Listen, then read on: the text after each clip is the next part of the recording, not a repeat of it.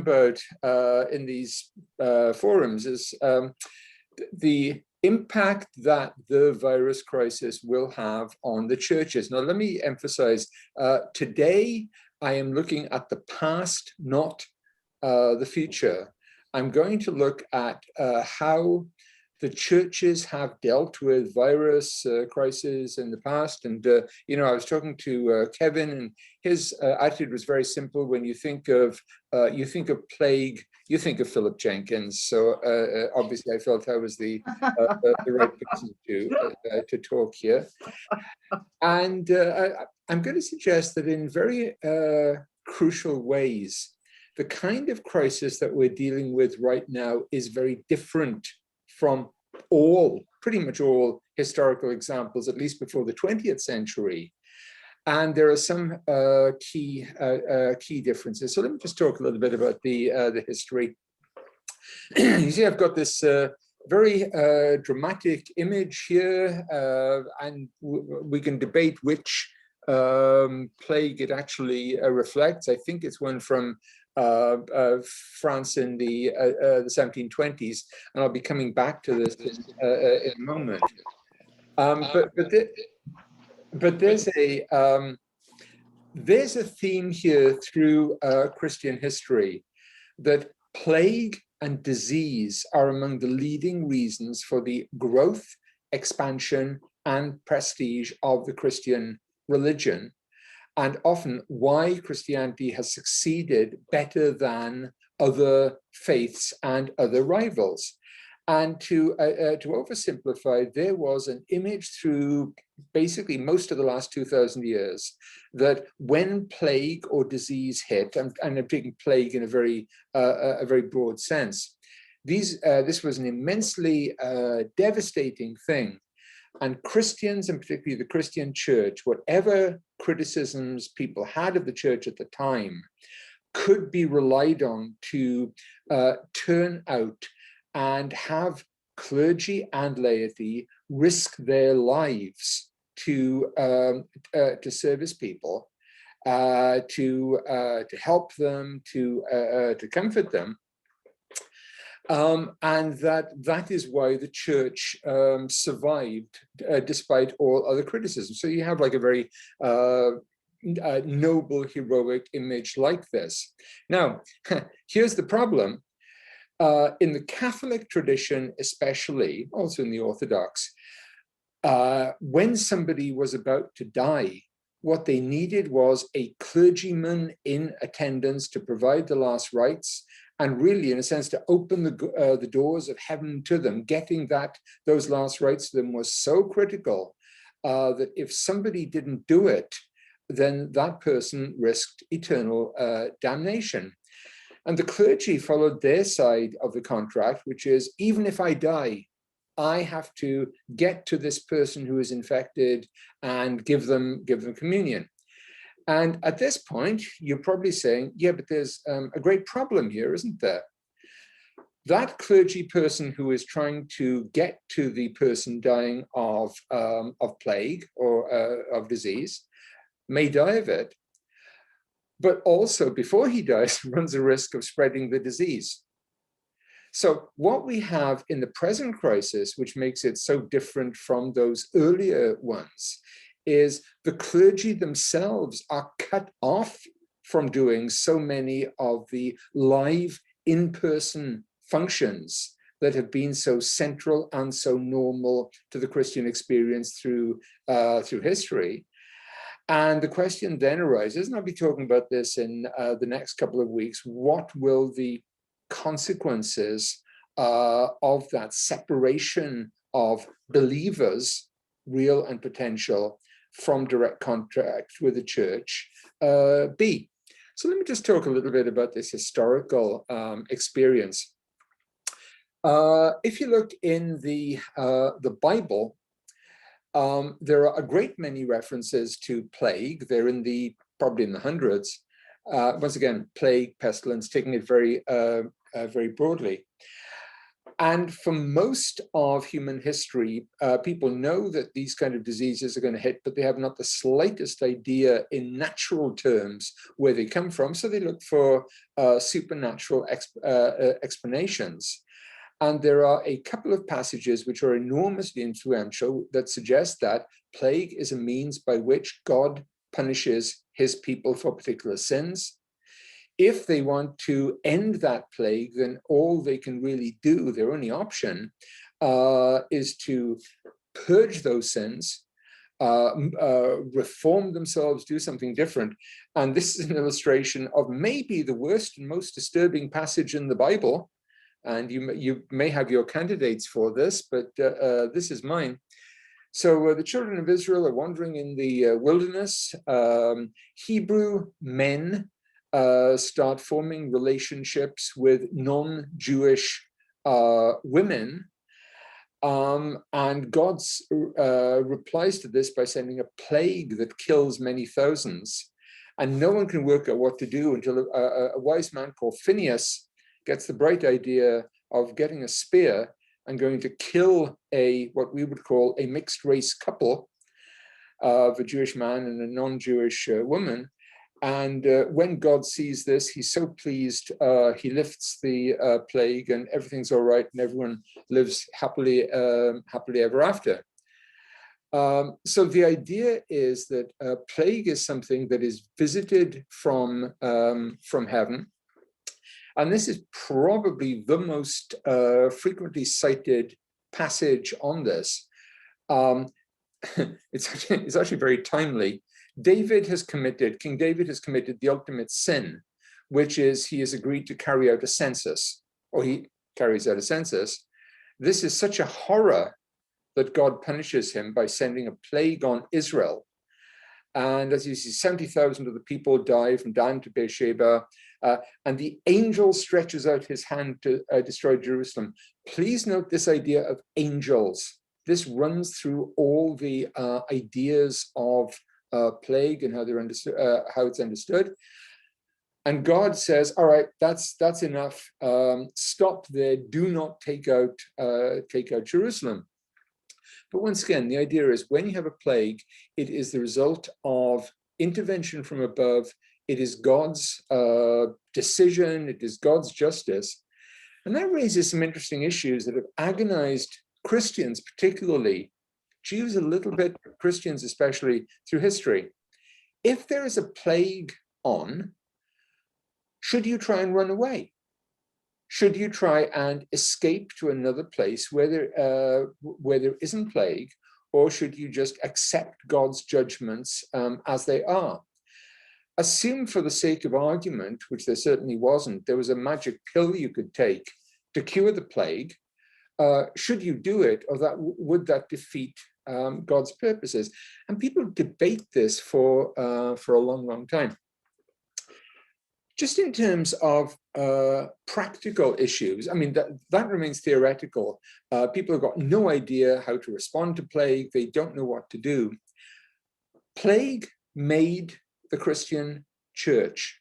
And I'm saying it in that very sort of definitive way. If you look at early Christian history, you start off with the Christian church as this tiny, tiny body of apostles in the 1st century. And by the 4th century, they've taken over the whole Roman Empire. What happens in the meantime? 2 humongous, devastating plagues, and particularly one in the 3rd century, when pagans flee their relatives, their friends. Their relatives and friends are left to die. They are basically thrown out onto the streets. And when Christians, at the cost of their lives, go out and try and comfort them and feed them and take care of them, and usually die in the process. And the great example of this is something that's called the Plague of Cyprian, Cyprian being the Archbishop of Carthage in the 250s. And it's interesting, this plague was one of the most devastating events in the history of disease. It was similar to the Black Death. It killed a huge proportion of the Roman Empire. And we know it because we remember it according to the name of a Christian bishop who was emperor at the time. I have no idea Who are the pagan authorities at the time who were governing the world? I have no idea. It's the plague of Cyprian, because he was the one who wrote so much about it, who described the Christian church's views. And some of his views are kind of interesting. How suitable it is that this plague and pestilence, which seems horrible and deadly, searches out the justice of each and every one and examines the minds of the human race, whether the healthy care for the sick, whether relatives dutifully love kinsmen as they should, whether physicians do not desert the afflicted. And at the end of the plague, an awful lot of Christians had died as a result of trying to take care of their families and pagans. But the ones that left suddenly attracted a huge number of recruits from the pagan world saying, this is a different way of running things. This is something we've never really thought about. So in a sense, compassion during plague was what did a huge job of converting the people of the Roman Empire to Christianity long before Constantine came along. And that's how Christianity becomes a mass religion. And Cyprian's often quoted, and you can find his stuff very easily, but he says, look, there's nothing remarkable in cherishing merely our own people with the due attention of love, but that one might become perfect who should do something more than heathen men or publicans. And then he says, what we have to do is we have to do good to all men, not merely to the household of faith. So we go out and take care of pagans as well. And as a, if you like, a strategy for evangelism, that works wonders. Now we look back at it today and say, what an incredible act of heroism. But we also say, if they are going and risking their lives to help sufferers, when they leave those sufferers' bedrooms, are they also carrying plague with them? And the answer is, yeah, maybe they are. Some of them know it, some of them don't. But what I'm saying is, it is a very, very important part of the history of Christianity. And by the way, that's one episode of several. You can get any number of different quotes. There's a Dionysius of Alexandria writes about it, Eusebius writes about it. But this is really what makes Christianity. All the way through the Middle Ages, all the way through the early modern period, the church has to respond to these great disasters. And they have the problem of they want to show compassion. They want to plead with God to take away his angry judgments. And while they try to help other people, they do things that to our minds and to modern worlds are flat wrong. So, for example, what do you do if there's a great plague or virus? Well, obviously, what we do is we gather together in great meetings and processions, and we pray to God for his mercy, and thousands and 10,000s of us gather together. Did I hear the word social distancing then? No. Do you see people wearing masks? No. And it is a coin toss as to whether those events served in a major way to spread things like the Black Death. And before you say anything about Christians being ignorant about this, if you look at the spread of great epidemics through history, great religious gatherings have usually been a major factor, whether the pilgrimage to Mecca or the great Hindu pilgrimages. Great religious gatherings traditionally have been very, very good for disease. And it's a very sad comment. The great age of trying to understand and debate plague is what we call the early modern period, between about 1500 and 1700.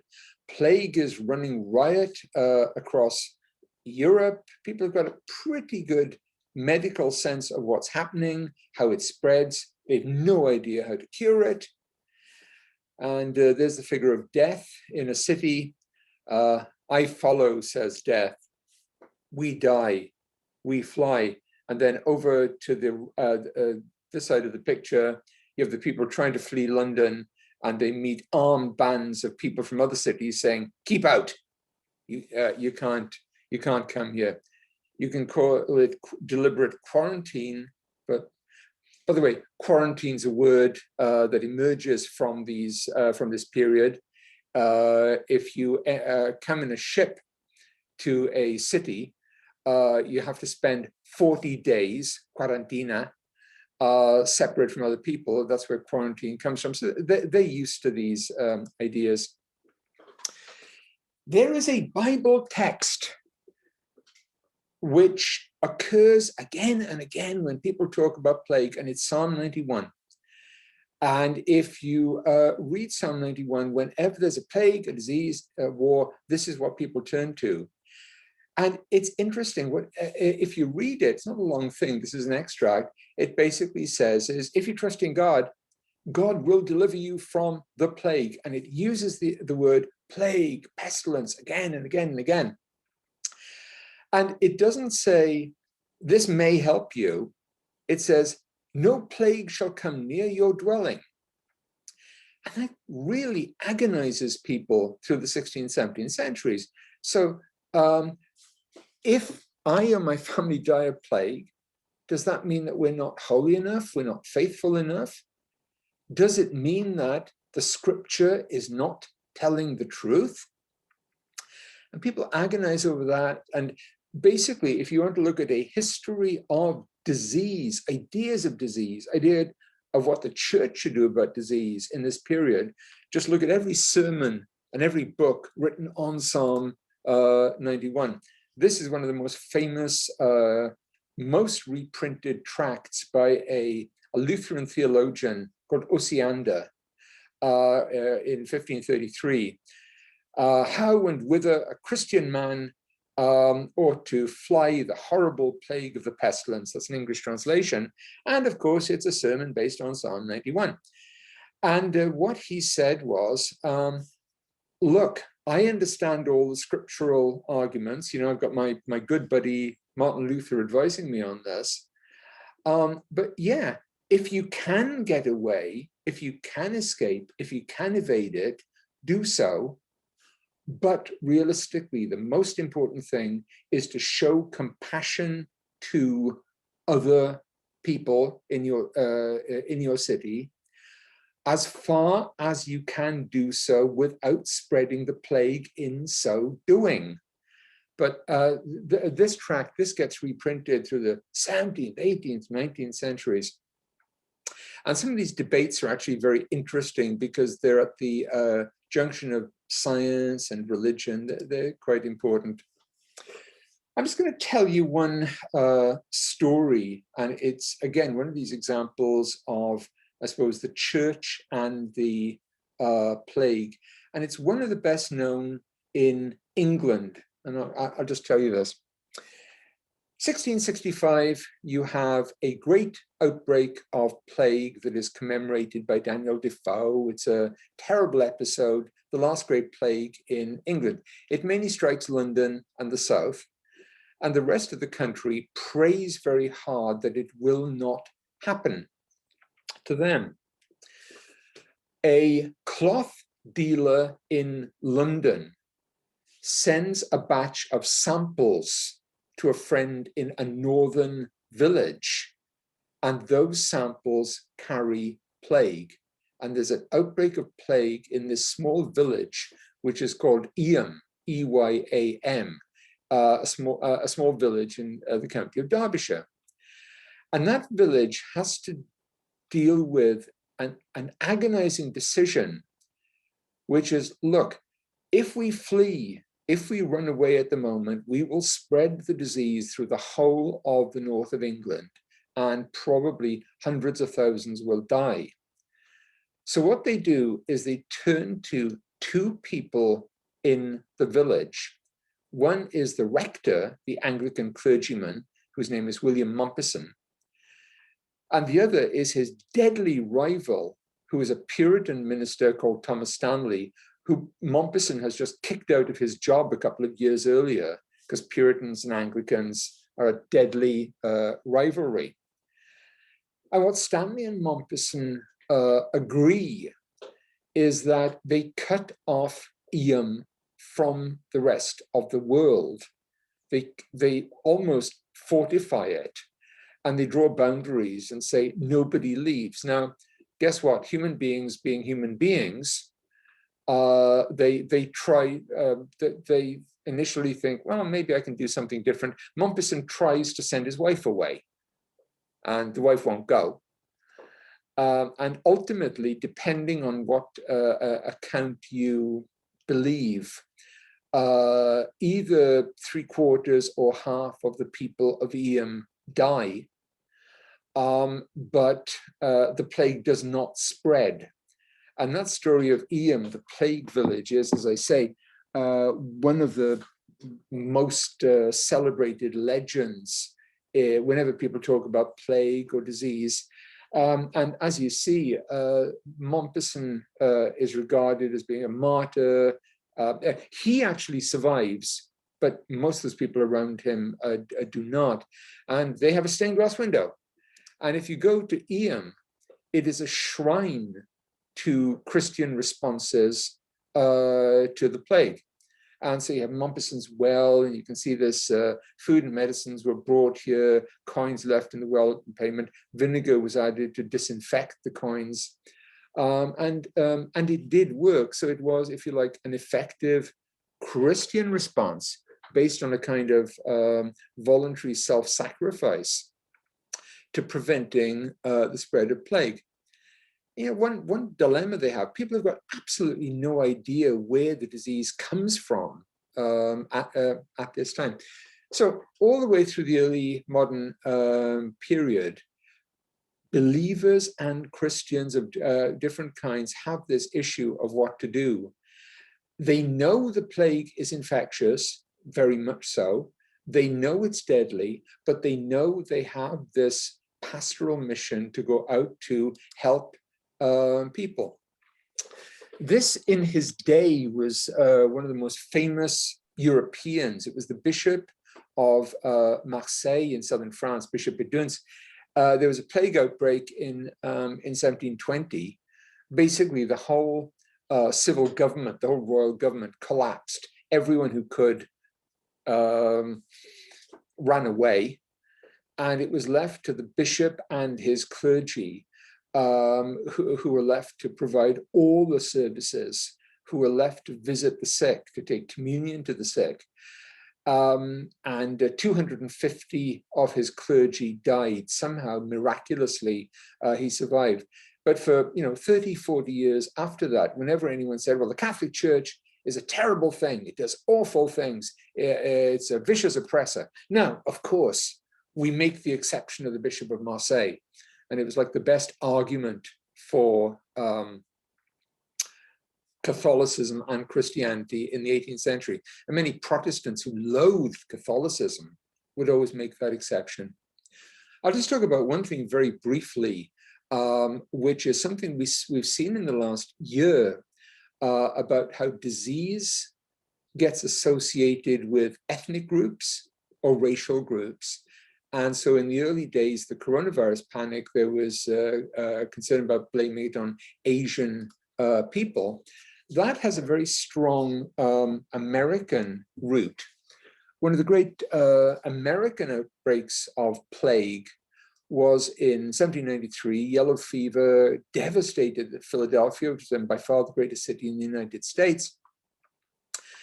And in the way the story was recorded, African Americans, there was a large free Black population in Philadelphia at the time, got blamed. Now, this was kind of ironic because they actually worked very, very hard to succor the living and to take away the bodies of the dead. And at the time, they were widely recognized and praised for it. But the sort of racist interpretation became almost canonized. It became the subject of one of the first American novels by Charles Brockden Brown. And it became an example of actually largely false stories of Black people using the epidemic to rob the dead. And this is the novel Arthur Mervyn. And this has a certain relevance for our own church, because out of that, the leaders of the Black church, like our friend Absalom Jones, who has his own window in our church, they were so appalled and so divided. That was one of the things that drove them off to form things like the AME Church. So that crisis had a great impact. This is one of the most famous people in the history of disease, and in some ways in the history of Christianity and disease. He's somebody you may never have heard of. He's a man called John Snow. In the mid-19th century, the great new disease, the great new plague was cholera. And nobody actually knew what caused cholera, and people believed it was, God being angry and sending angels. And John Snow was one of the first to take a modern plague, a modern epidemic, and to find a totally pure secular explanation for it in water. And the famous story is he did this mapping of where cholera was hitting in the city of London. And he tracked down one area to one particular pump where people couldn't be told to stop pumping the water. He went along with his trusty wrench. He took the handle off the pump so nobody could drink the water, and he stopped the cholera epidemic. Now, the reason I mention that is during the 19th century, Christians come to realize that disease is a very natural thing. It has natural causes. It's not sent by God as a punishment. And in a sense, Christians spend the next 100 years trying to figure out the implications of that. But think about it, and a lot of people, by the way, are, so he does this map of, where you have the cholera cases, where they're getting their water. But at the end of this, 20 years after that, Charles Spurgeon, one of the greatest religious leaders of the 19th century, still 20 years later says, the best preservative in times of cholera is, guess what, Psalm 91, which is a heavenly medicine against plague and pest. He who can live in its spirit will be fearless, even if once again London should become a Lazar house, that is a quarantine center, and the grave be gorged with carcasses. Christians take a long time to figure out or to accept that these are natural causes. So I'll leave it on that sort of that note of, I suppose, debate and controversy. The point I'm trying to make is, it is very hard to understand Christian history without understanding these ideas of plague and pestilence and the debate over the proper Christian response. And we see it today when we see churches that want to gather in exactly the way they've always done, without the kind of masking and distancing that we've been doing at St. Andrew's last year.